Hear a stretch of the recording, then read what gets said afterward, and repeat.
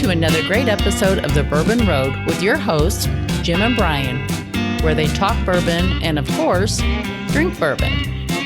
Grab yourself a pour, kick back, and enjoy another trip down the Bourbon Road.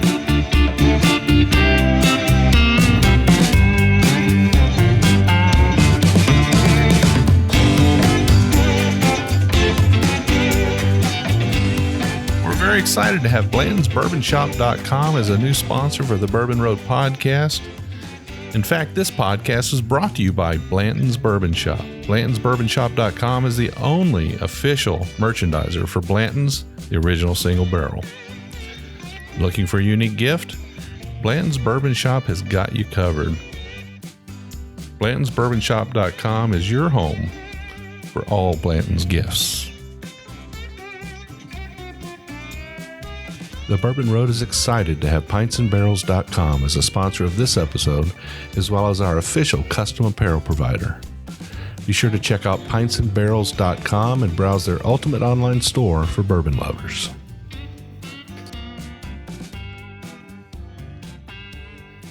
Hello, listeners, and welcome back to another episode of the Bourbon Road podcast.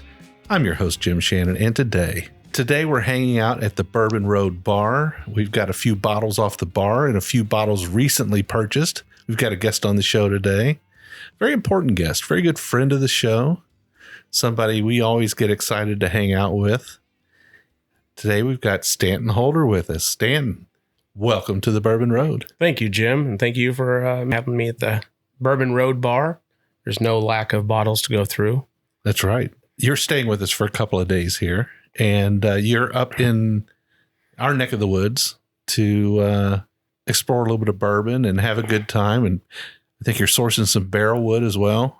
Right. I'll go see Mark Miller over in Lexington, pick up some barrel wood and take it back to Florida. And while you're here, we invited you to stay at our house and hang out at the Bourbon Road Bar a little bit. And today we were actually out on the road. We headed out to a couple of the distilleries and hit some liquor stores and just had a generally good bourbon day. Yeah. A lot of fun. Got to meet with Bo from Wild Turkey. He was very nice to talk to and get a little history of the area. A lot of fun. Yeah. So in the course of our wanderings today, we decided, hey, we're going to pick up a couple of bottles while we're out. We'll have those on our show today. And then we chose a couple of bottles off the bar. Right. The things on the bar that grabbed your attention. Sure. Two of them that I selected and the two we also bought, correct. So it's going to be a good show. We're going to have 4 whiskeys on the show today, but the main reason for our show today is to introduce our guest to Stanton Holder. Stanton is the proprietor of Pints and Barrels Company. And as you know from listening to episodes of the past, folks, he is a sponsor of the Bourbon Road. Longtime friend of the show. We have spent many a nights out enjoying bourbon and having a grand old time in Frankfort. Done a couple of events together. Just you've been a longtime bourbon roadie, longtime listener of the show. You also do our apparel for us. Just a lot of involvement with the Bourbon Road. Yeah, well, thank you. A lot of history. It's always a lot of fun with you, and we'll get into that, I'm sure, a little bit in the second half about Bourbon on the Banks and some of our good times. Yeah, absolutely. But today we're going to have 4 whiskeys, and the first whiskey that we have is going to be one that has been on the show before. It has been a minute, and it certainly is different from the last time we had it on the show. So this is the Early Times Bottle and Bond. This is a 4-year-old 100 proof bottled and bond whiskey that a lot of people remember as a brown form product. The liquid that goes in to the past version of it was the same liquid that went into the Early Times bottom shelf spirit, right? And also went into, eventually grew up and became King of Kentucky in its later years. But Early Times Bottle and Bond was always a well-respected bottle and bond whiskey, always very delicious, kind of a dark horse a little bit, I would say, and definitely one that you could buy for a very fair price, usually in the $20 range, always delivered in a 1 liter bottle and always on my bar. Oh yeah. It's always on my bar. I actually lucky enough to have a couple bottles left over from Brown Foreman. Yeah. This is the first time having the Sazerac version. and it just came to Florida recently. Yeah. So everybody down there will be able to enjoy a very value price bourbon and a very good bourbon because we just got in Florida. No, I would drive all the way up here. Yeah. Every time I do an event, I'd pick up JTS Brown. Yeah. Early times. And even some very old Barton just to have on the shelf. Some T.W. Samuels maybe. And no, not that one. I'm sort of going through all the. I'll have to get some of that though. That will be on our stop tomorrow. Yeah. So T.W. Samuels is a good one. And you can usually pick that up at Total Wine in a full, handle size for a pretty darn good price. Okay. I'll definitely get that. Comes in a plastic jug. Okay. Put it next to my plastic J.W. Dant. Which is another good bottle and bond.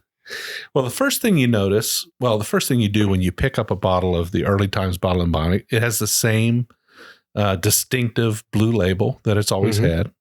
But the first thing you do is you grab the bottle and you flip it around, you look on the back and you see who distributed it. Right? Right. And this particular bottle says Sazerac on it. I didn't realize the much easier way to identify it, which is Stanton, is to look at the bottle top. Screw on Sazerac. Old cork is Brown-Forman. Yep. So is that correct? That's correct. Yeah. So if you're going to the store and you're looking for this one, make sure that you identify whether or not it's a screw top or a cork top. So if it's cork top, grab that baby. Right. Jim was in the store doing some gymnastics and trying to reach up in behind and look at some of the old bottles, see if he could find some. And the gentleman said, all you have to do is look at the top. Yeah, if they're screw tops. So I got to learn today, and now I'm passing that knowledge on to everybody else. That's how we learned that today. And most everybody probably already knows it but me. So. Or me. So now when I go back to Florida, I'll look at the top versus trying to look at every bottle because Sazerac is not very big on the back. Yeah. Well, I'm trying to dig into my memory here and think about the Brown-Forman version. You've probably had it more recently than I have. I don't have a bottle on my shelf still. Those kind of bottles tend to find their way up the stairs and into the pantry more often because they're lower cost, easier to access bottles. And I don't have any more of the Brown-Forman around. You'll probably have a better memory of that than I do, but I seem to remember more of a darker, a little bit more chocolate note to it. A really good bourbon, by the way. Oh, yes. A little bit darker. And we're sitting here looking at the Sazerac in the glass, and I will say that it has a nice amber, kind of an amber hue to it. A little past golden, a little bit more towards amber. And but I don't think it's as dark as what we remember from the Brown-Forman. That would be hard for me to remember. But I seem to think I remember it being a bit darker. But anyway, let's check it out. Cheers. Wow, the nose is definitely not reminding me of the Brown-Forman version of it. This has a little bit more of a little fruity note to it. Yeah, actually, peanuts and butter and put them in the oven. Yeah. For about 350 for a while. That's what I would get out of this. I was just getting ready to say it's got sort of a nutty note to it as well. Peanuts and butter together. Buttered peanuts. Buttered peanuts in the oven. If you let that butter get almost like to a burnt. Yeah. But I am getting out like a little bit of a cherry note to it. It makes me wonder if this particular stuff might come out of Barton. I don't know. See, I wouldn't know. Not that it's important, but let's at least tell everybody what we think about it. Cheers. Take a taste. Cheers.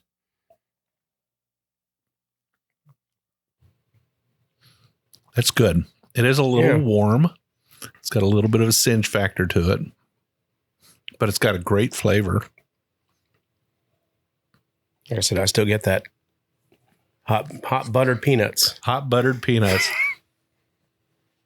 It is nutty, though. No doubt about it, but it still has that lingering cherry note for me.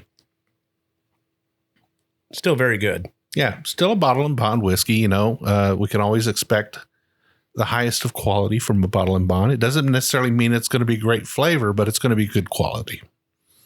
So 100 proof, 4 years old, single distiller, single distilling season, bonded warehouse. This is actually pretty, and the legs on the glass are very impressive.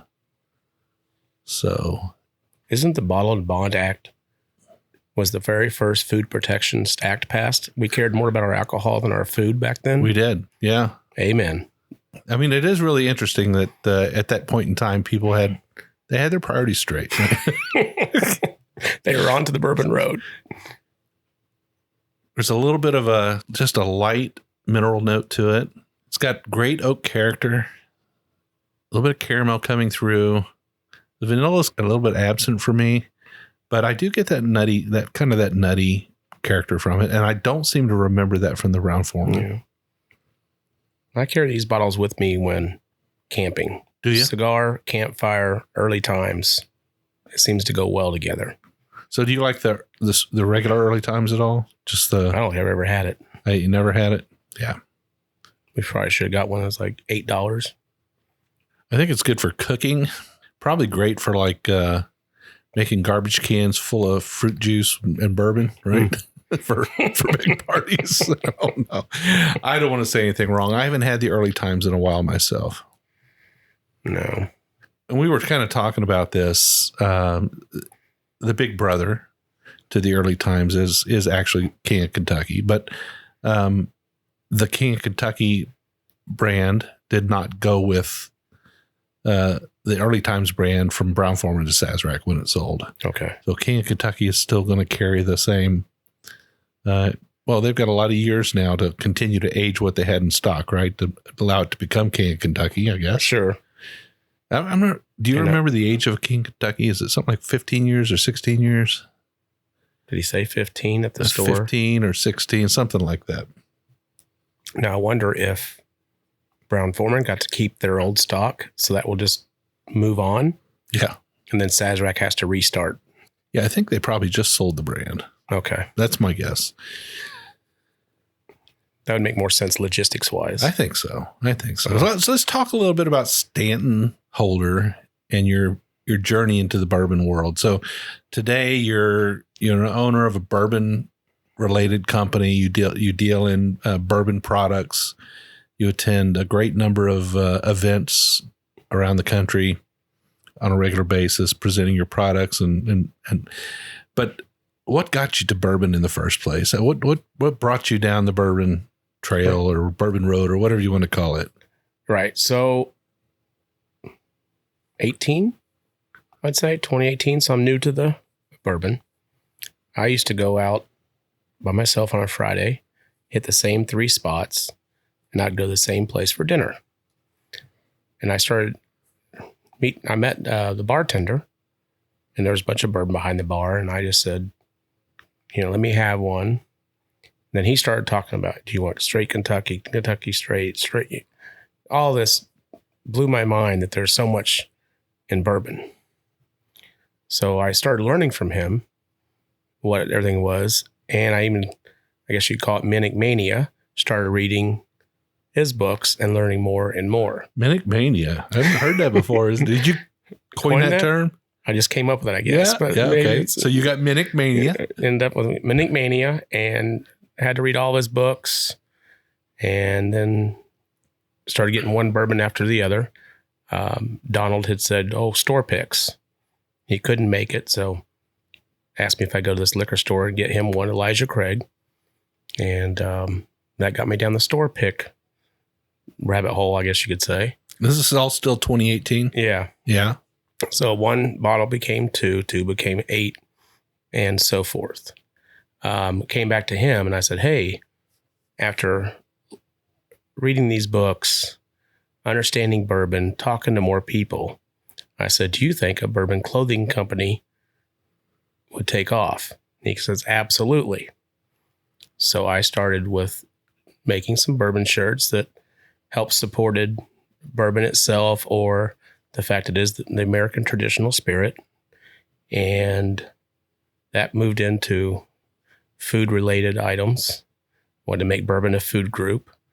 And many other items that I try to incorporate and just all around help sustain the bourbon category through clothing and merch. Now, 2018, were you listening to the Bourbon Road yet? Not yet. So got all this is very end of 18, beginning of 2019. I had everything set up. I was ready to roll. I did one event, and then we sat.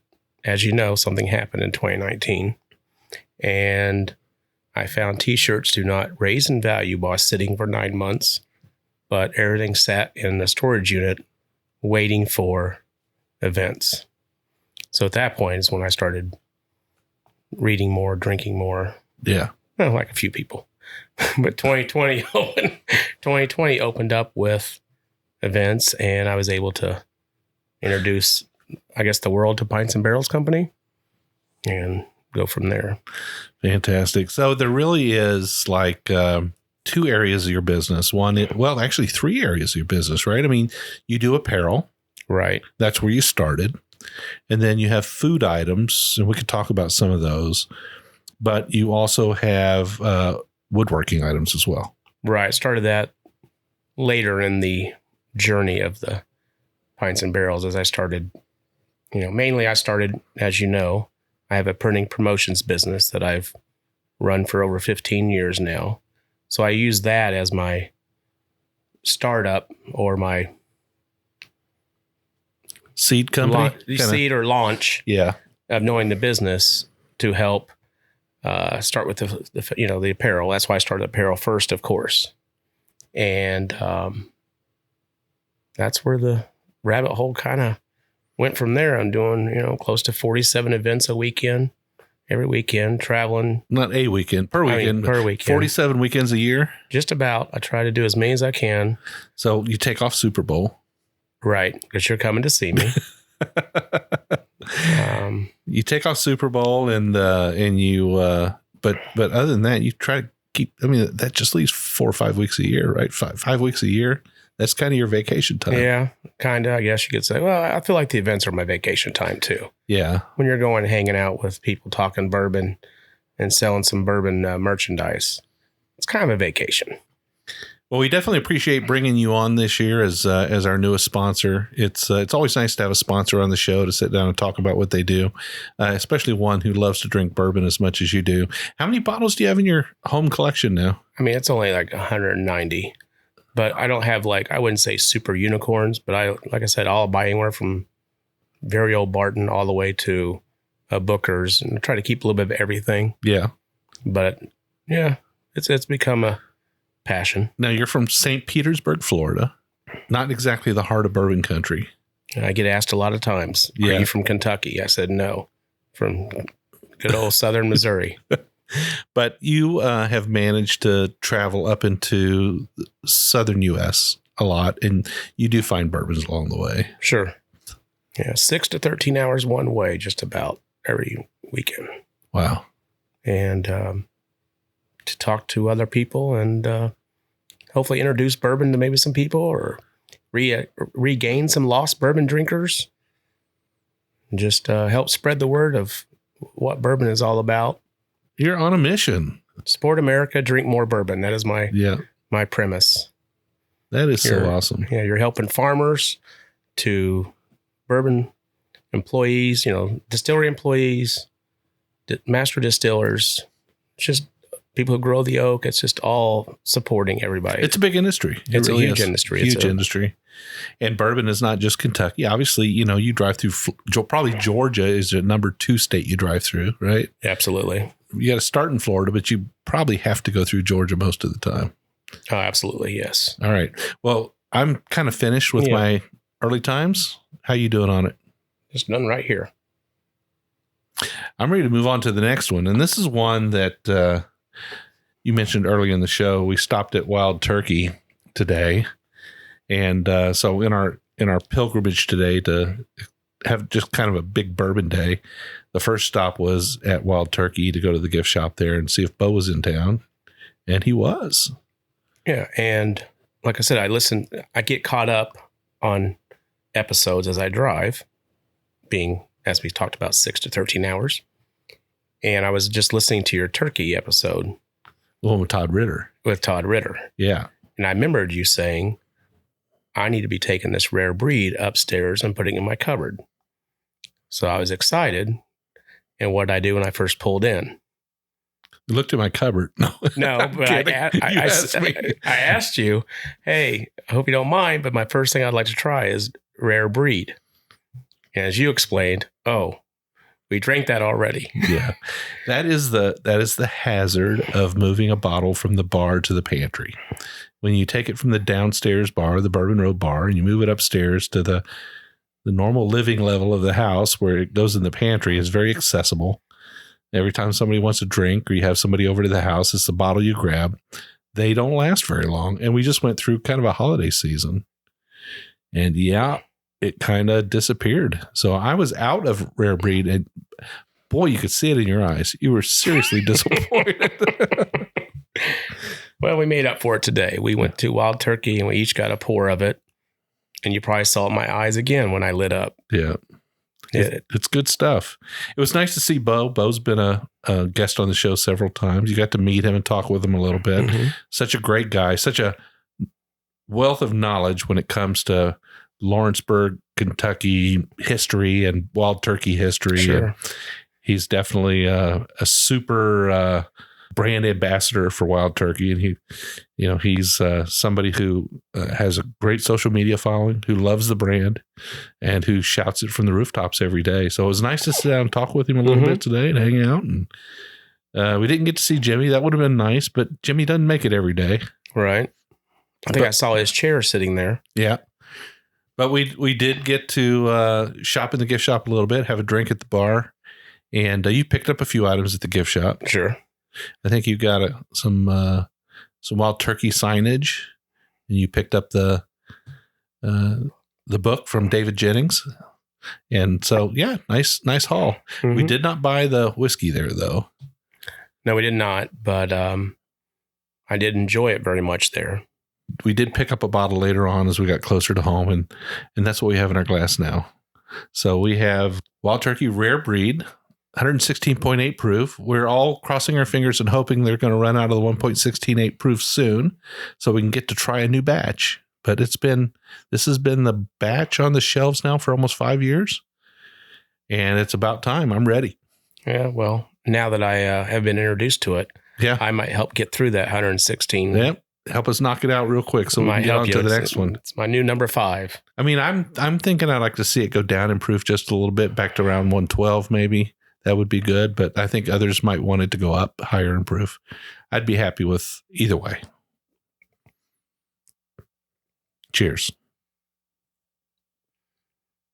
Wow. What a great nose. Rare Breed is such a good pour whiskey. It's definitely an elevated version of Wild Turkey 101. Obviously, it's a higher proof point.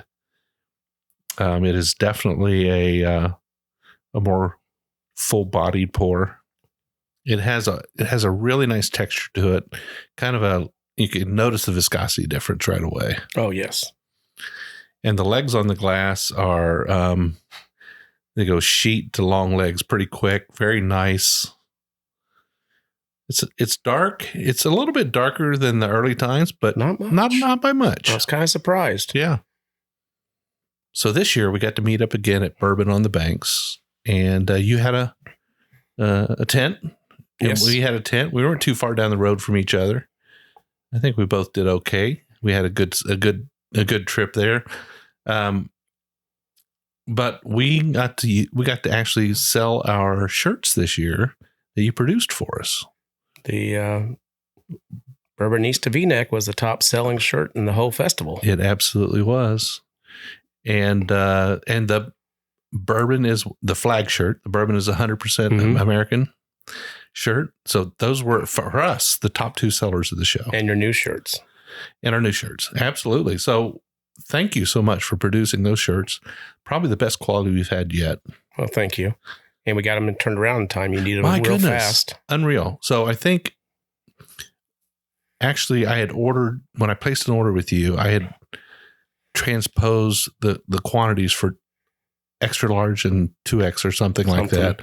And I called you up frantic and said, "Oh no, I made a mistake." And you said, "Oh, what did I do?" I said, "Well, I ordered, now I've got 2Xs coming out my ears. I need extra larges or something." I don't remember what it was. And I think we produced those in 2 days, put them in your truck and drove them to Kentucky for me or something like that. Something crazy turnaround. I brought some, but the first batch you ordered, we FedEx and you had them within 4 days. 4 days. Unreal. I can remember waiting weeks to get shirts before, and I never could have done a turnaround like that on short notice and at a better price and a higher quality shirt. Bella Canvas, I think, right? Yes. Yep. Bella Canvas. You like the Bella Canvas. That's kind of I'm able to give good quality shirts at a great price with fast turnarounds. And I enjoy doing that for people. Yeah. Well, I was really happy with it. We definitely have found a new partner to do our shirts for us. And we were happy with our previous shirt supplier, but I think it's nice to have this fast turnaround. Somebody who's actually in the bourbon business, certainly somebody who's our sponsor. That's a great thing. Right. And the quality is high. The price is super awesome.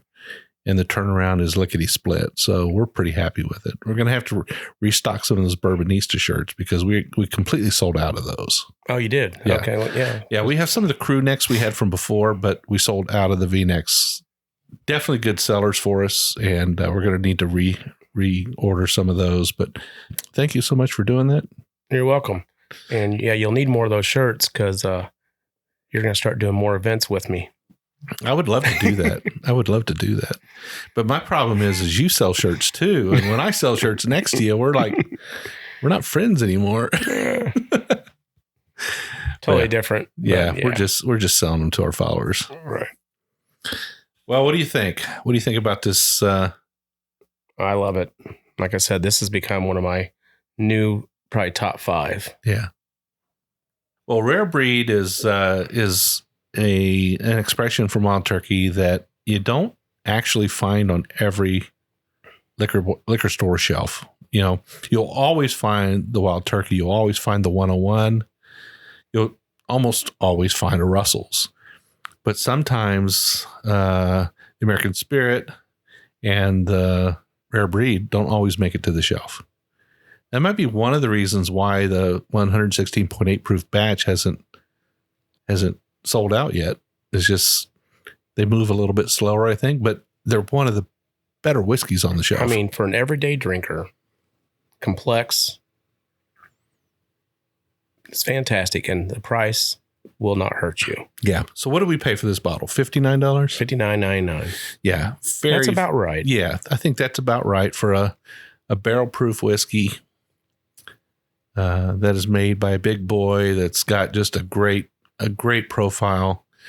I highly recommend if you're a fan of Wild Turkey at all, if you like Russell's, if you like Wild Turkey 101, and you haven't tried a rare breed, definitely give it a shot. It's really, really, really good. Even if you're not a fan of just Wild Turkey brand itself. Yeah. If you're a fan of a real good bourbon that would impress your friends and you're not going to kill the bank, I would have a rare breed on my bar. Awesome. Well, we're going to take a short break, folks. We're going to finish drinking off this little bit of rare breed we have left in our glass. And when we come back, we got more from Stanton and two more whiskeys to drink in the second half. Don't go away. Looking for a unique gift? Blanton's Bourbon Shop has got you covered. All of their handcrafted wood products are made in their in-house wood shop with authentic bourbon barrels. Specializing in barrel-aged potent treats, they use Blanton's barrels to age their own maple syrup, honey, and coffee. Find the most unique gift ideas for your golf lover, cigar connoisseur, avid coffee drinker, and Blanton's fan. Want to win an authentic Blanton's Barrelhead? Make sure you sign up for the giveaway on the homepage of their website. BlantonsBourbonShop.com is your home for all Blanton's gifts. If you're a bourbon drinker, and I bet you are if you're listening to this podcast, you need to head over to pintsandbarrels.com and check out the ultimate online store for bourbon lovers. Pints and Barrels Company was started by bourbon lovers for bourbon lovers. From spices to t-shirts, you'll find the perfect bourbon gift. Pints and Barrels proudly supports the Bourbon Road and invites you to visit pintsandbarrels.com. Do you need a custom apparel or swag for your bar, distillery, maybe even your bourbon society. They can do that too. As a matter of fact, they print our apparel. We're so happy with the quality and fast turnaround. Pintsandbarrels.com, the ultimate bourbon lovers gift shop and branding specialist. All right, folks, so we're back, and during the break, Stanton and I had a chance to finish off our rare breed and talk a little bit more about it. And, one of the things that is always interesting when you're tasting whiskeys is to, once you finish one off and you walk away from it for a few minutes, if you come back to that empty glass and you nose it, it's just amazing. It's like this refreshing, this thing that brings back the memories of when you were drinking it, right? It's like, so what did you sense when you came back? And well, I do get that from you. I believe I've heard you mention that on the Bourbon Road before. So maybe that's a little bit of a Bourbon Roadism, but you're right. Don't just take your glass and immediately rinse it out with water. Let it sit there. I think with the early times, I even said, while you're pouring, I said, "Oh, Jim, I'm getting boiled peanuts," which is big in the South. I'm sorry. Some other people may think a boiled peanut, who would do that? In the South, I get that. And with even there, the wild turkey, the rare breed, I really get a good cornbread, like with maple syrup on top and baked. And that's what I get out of it. I'm hungry, actually. That sounds pretty good. Well, that's a nice recap on the first half for two whiskeys we had in the first half. Sometimes people listen to the show and they'll break at the half point and go eat dinner and come back maybe the next day and listen to the second half. And it's nice to have this little refresher to remind them what we had in the first half. But actually, that's so true.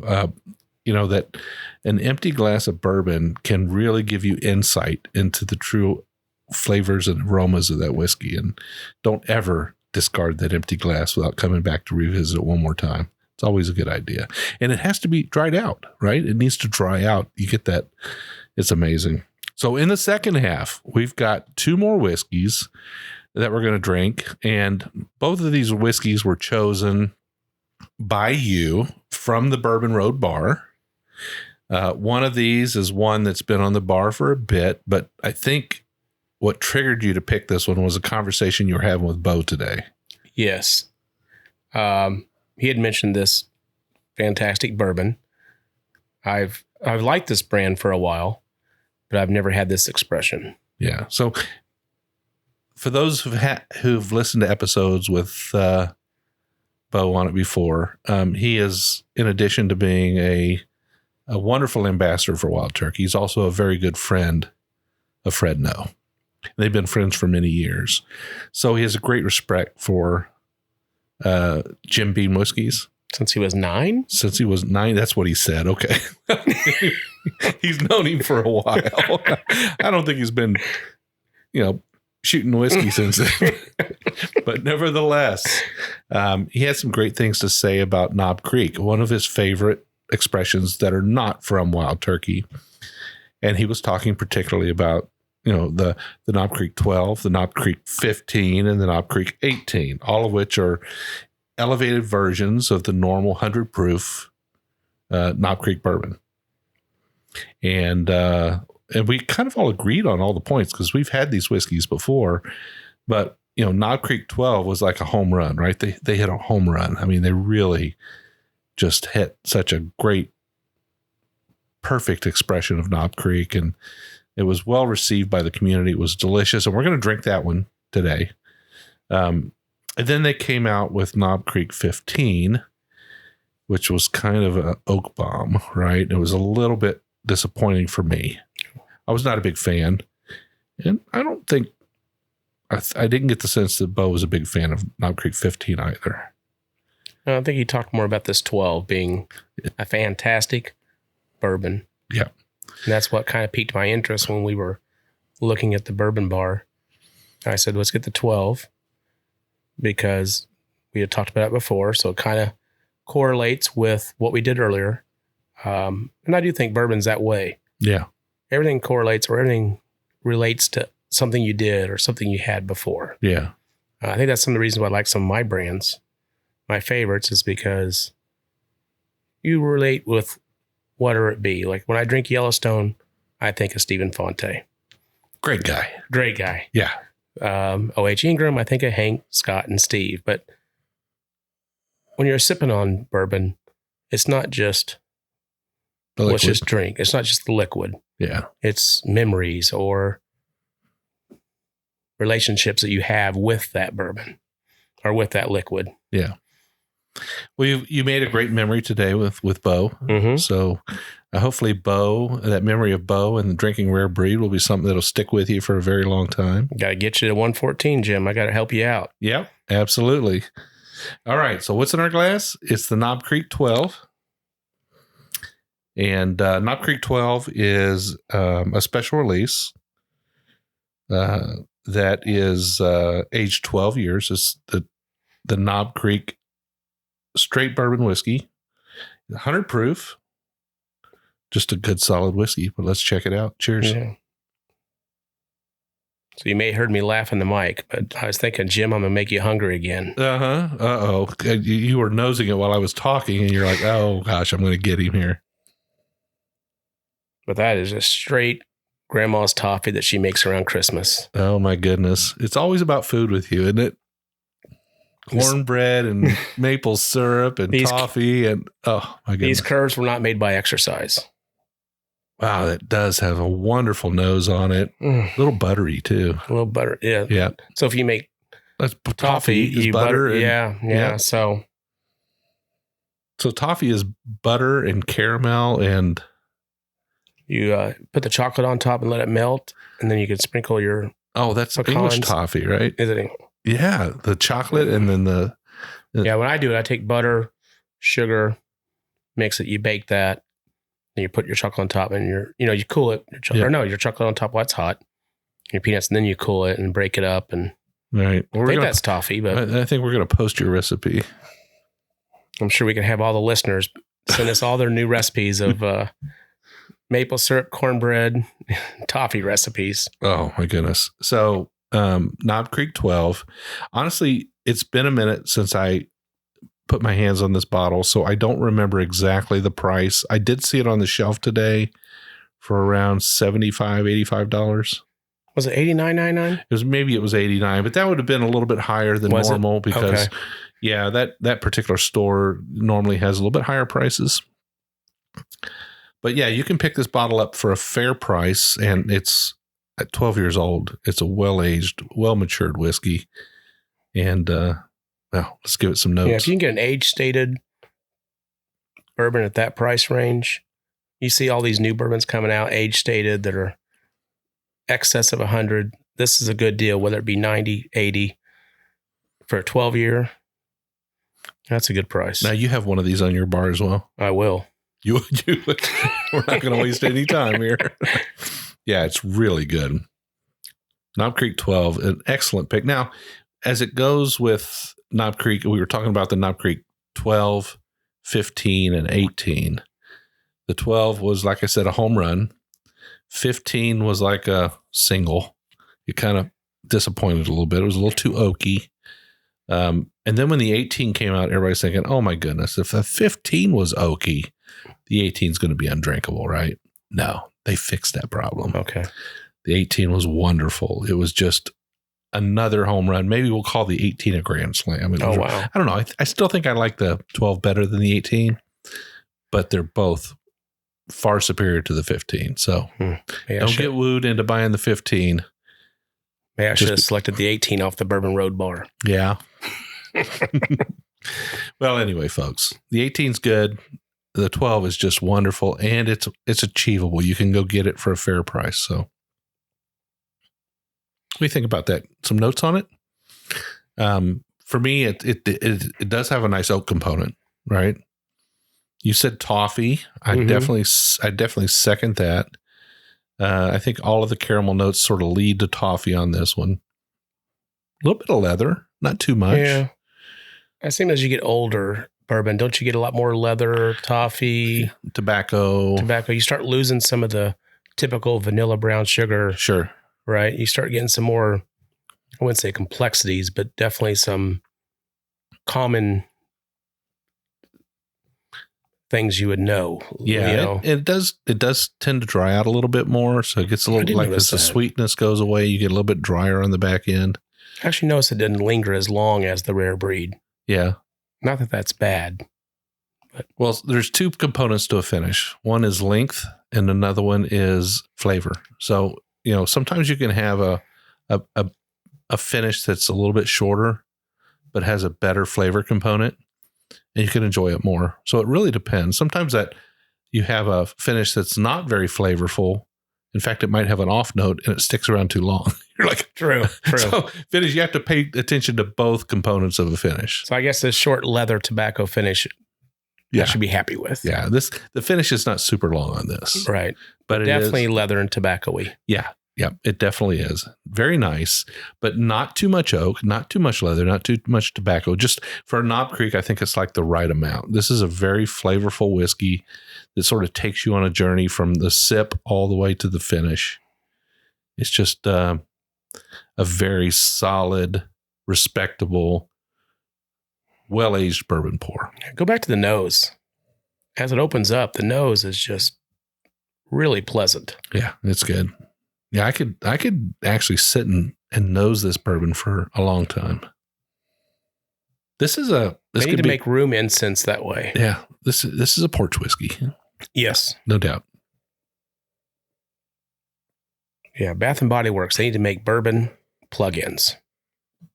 There you go. I think every guy would be lined up to go get those at their bourbon bar. Well, Stan, let's talk a little bit about some of the other products you sell. Now, you have, in addition to running around and doing all these events and promoting your products and promoting bourbon across the southeastern U.S., you also have a website. Pintsandbarrels.com. Pintsandbarrels.com. So all of your products are available there. People can find them on there. So anything we talk about on the show today is also going to be available on the website. Yes. So you do T-shirts and other printed apparel for bars, restaurants, distilleries, different organizations and such. Sure. And anywhere from attorneys too, but professional. Yeah. But my main thing is helping businesses make retail programs. Got it. I'm trying to help them find a revenue source based on the different apparel or different items, promotional items with their name on it. So pins, cups, glassware. If your name is on it, we'd like to help you get it to your door. Got it. Okay. So that's a major component of what you do. And you did a great job for the Bourbon Road. We really appreciate that. But in addition to that, you also have items that you produce for yourself. Correct. For your own website. And some of those are apparel items. You have a bunch of bourbon shirts and some other things like that. But you also have some food items. Can you talk a little bit about those? Yeah. So I wanted to expand my product line because my goal is to be the ultimate online bourbon shop. So I started introducing some bourbon foods because bourbon can be a food group, as you've heard me talk already. I've always heard my whole life I've been told beer is food, but you're saying bourbon is food too. Bourbon can be food too. Okay. I mean, it is the best vegetable juice out there. If corn juice is your favorite vegetable juice, I think it's healthy. There you go. Who needs a V8 when you can have bourbon? And wine is fruit juice. Right? Wine can be fruit juice. There you go. So what I did is I started with a bourbon molasses seasoning blend. Because everybody needs a seasoning blend in their cupboard. And this one's great on chicken, pork, ribs, salmon, by far amazing. And that started going off really well. Actually, it's my number one product. So I started kind of thinking, what else can I do with bourbon? So now we have bourbon pecan coffee, which makes amazing ice cream. And I've actually made creme brulee with that. So with the grind, I actually take a little bit of yesterday's coffee. Got it. And add that to the ice cream. Okay. And it makes an amazing ice cream. I was thinking you were going to tell me you mix the actual coffee grounds in the ice cream, no. But no, that would get kind of gritty, wouldn't it? Right. Yeah. Okay. Yeah, we use yesterday's coffee with that. And then we do, I can't remember, it's online, but my creme brulee. But then I started getting into a bourbon bacon mustard, a bourbon bacon jam, peach maple bourbon hot sauce. And we started with we made a bourbon beer. Jesus. We added a beer bourbon barbecue sauce and a cherry apple bourbon butter this last year. Oh, bourbon butter. So this is like apple butter. Apple butter, but it's cherry apple bourbon butter. Oh my gosh, I love that. So pair that with your barrel pick winner from your last episode, and you're on to something. Oh, the Traverse City single barrel. The single 6-year barrel. single barrel, yeah. Because I always feel like Traverse City does have a little bit of a cherry note. Yep. So, and then we have a black tea that I made with it's a peach bourbon black tea. Now that not only does it make amazing hot tea, it makes great summer tea with a splash of adult juice. Meaning put a little bourbon in there. Yeah. I bet you could do like a cocktail with that. You make that black tea and make the tea and then use that to make a cocktail. You can do that too. Or if I would have been here for your little Christmas episode, but you could take simple sugar, which is, your normal 1 part, but add some of your peach black tea to the end and let it steep. And now you've got a peach bourbon tea, simple sugar. Makes a great old fashioned. Oh my goodness. So do you have some of these recipes on your website? I will get there. Oh, you need to do that. That would be so cool. So applications of these things are just phenomenal. I'm sitting here thinking about, okay, so one of the things I really love is with bourbon. Like we're talking about pairing foods with bourbon, right? One of the things I love is biscuits with country ham, salty country ham.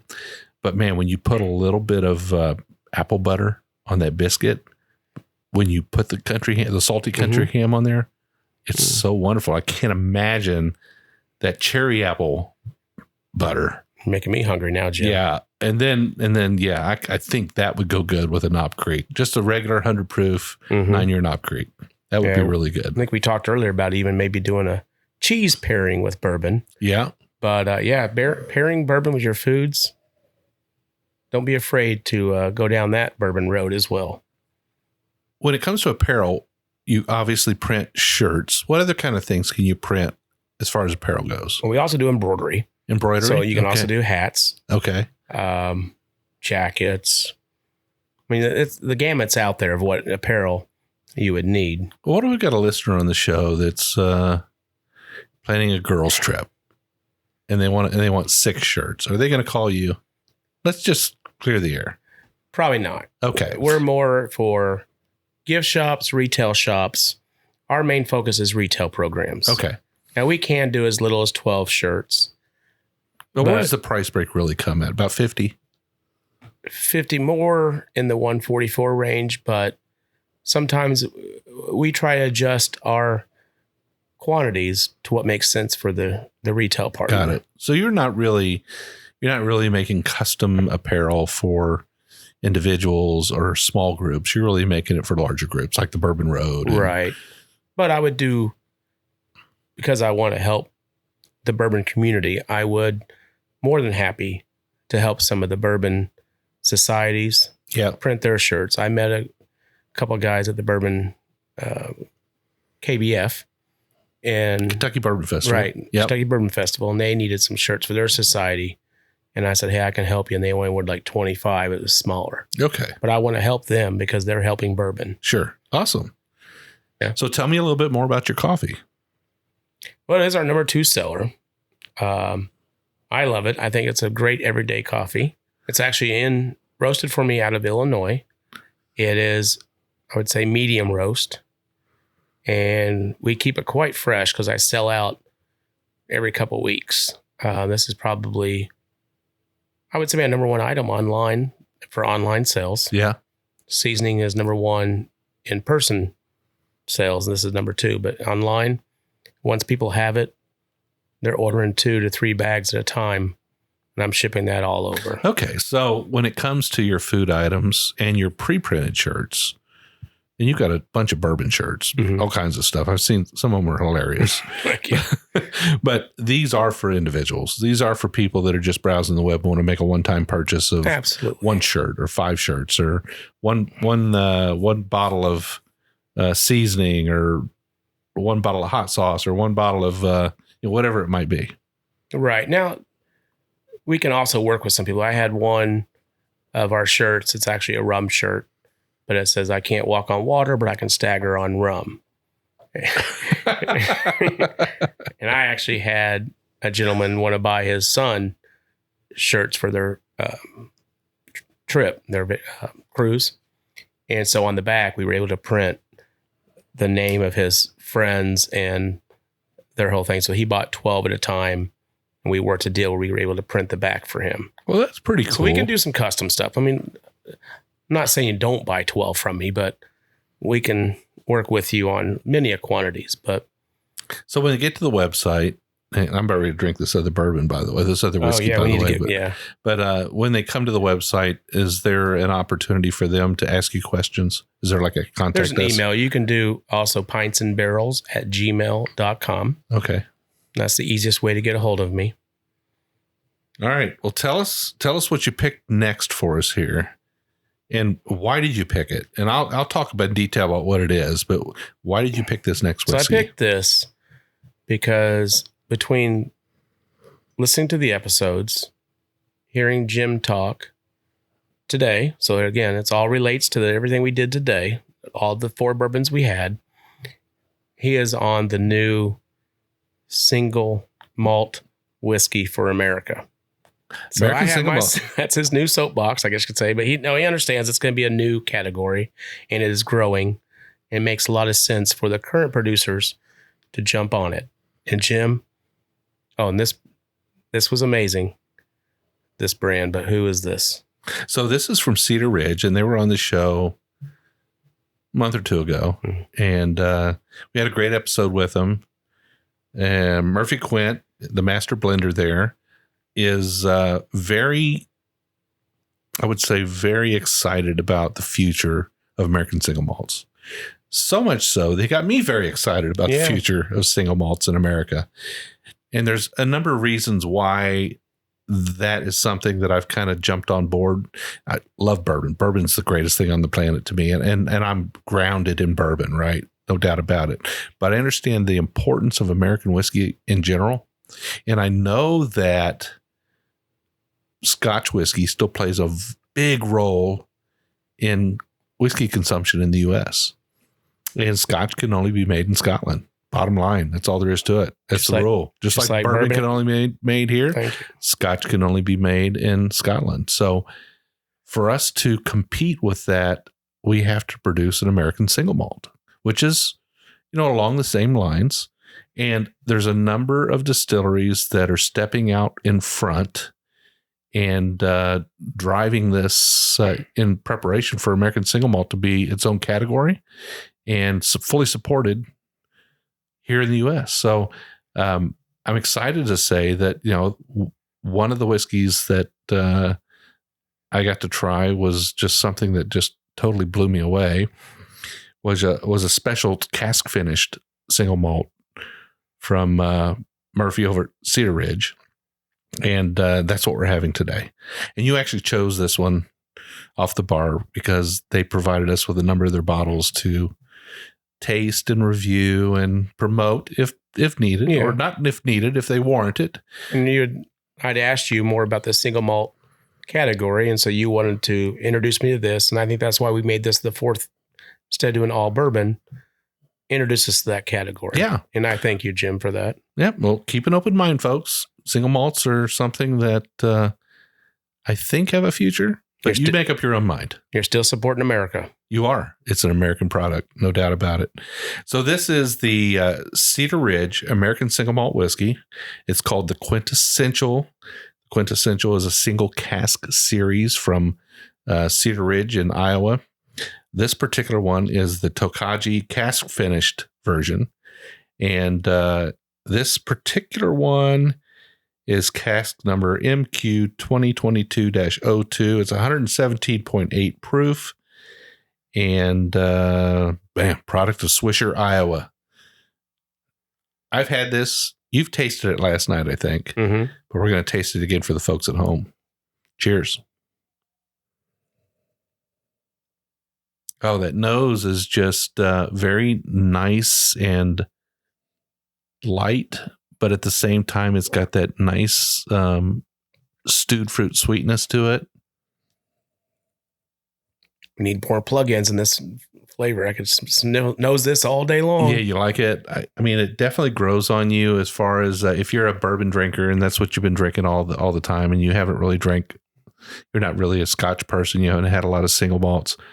Give it a moment. Have a few. Let it grow on you a little bit. The nose is definitely is honey-like, a little bit of stone fruit, almost like I would say almost a peach, kind of a little bit of a peach there. But it's like a compote or like a cooked fruit. It's just very nice. Do you get a little icing on a birthday cake? Yeah, definitely get the icing. It's very sweet, kind of a sweet cream icing. Nice and soft. It is. I think what I've noticed from these that you've introduced me to are a little bit softer. They are definitely lighter, airier, more fruity, a little more fruity and sweet. Not overly sweet, but definitely it doesn't have that that significant oak impact. You get the note of oak there just a little bit, but it's not overwhelming.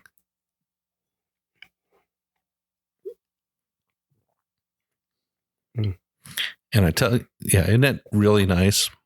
Isn't that wonderful? So we just took a sip, folks, and I feel like I just had a kind of a little bit of your sweet cream icing mixed with like a fruit juice, maybe.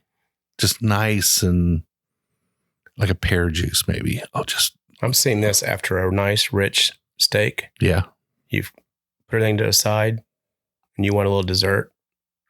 This is what you pull out. It has a wonderful, now this is 117.8 proof. I'm telling you right now, you normally don't drink Scotch whiskeys at that proof range. You normally don't drink American single malts at that proof range. This does not drink like 118 proof whiskey. No. It's definitely drinks like it's in the high 90s. Could easily go up against another whiskey in the 90s, but guess what it carries with it? All that richness and depth that comes with a undiluted whiskey, right? Just wonderful. So, Jim, do you know what the retail on this bottle would be? Well, I know that we just had the episode at Cedar Ridge, and I think at the Cedar Ridge gift shop it was $69.99, $70 for a bottle of this. Yeah. Oh my gosh. Isn't that something? Could you buy me a case? It's pretty good. It's funny that we talked about the grapes from this, and one of the things that like the Tokaji, I think that the wine that's based around the Tokaji is very interesting because it was like this story about these grapes that stayed on the vine too long and they kind of shriveled up a little bit and they were harvested too late. But at the end of the day, it turned out to be some beautiful mistake that made this wonderful wine. So it was one of those things you've heard about it in the past, where somebody makes a mistake and it turns into this new thing, right? So instead of throwing the grapes away and saying, we're not going to make wine, they made it and they marketed it as this amazing new thing, which it was. So great. So this is, again, just to repeat for everybody, this is the Cedar Ridge American Single Malt Whiskey. Comes out of Iowa, out of Swisher, Iowa. This quintessential single cask series. This is a Tokaji cask finished single malt at 117.8 proof, roughly a $70 bottle. Hopefully you can still get it. It's not sold out. If it is, hopefully they'll reintroduce it. You can get it again soon. This is a pretty amazing pour. It's absolutely amazing. Yeah. When you were telling your story about the grapes, I feel like me being described to my parents. He may have been a little bit of a mistake, but he blossomed into something. he turned out after all.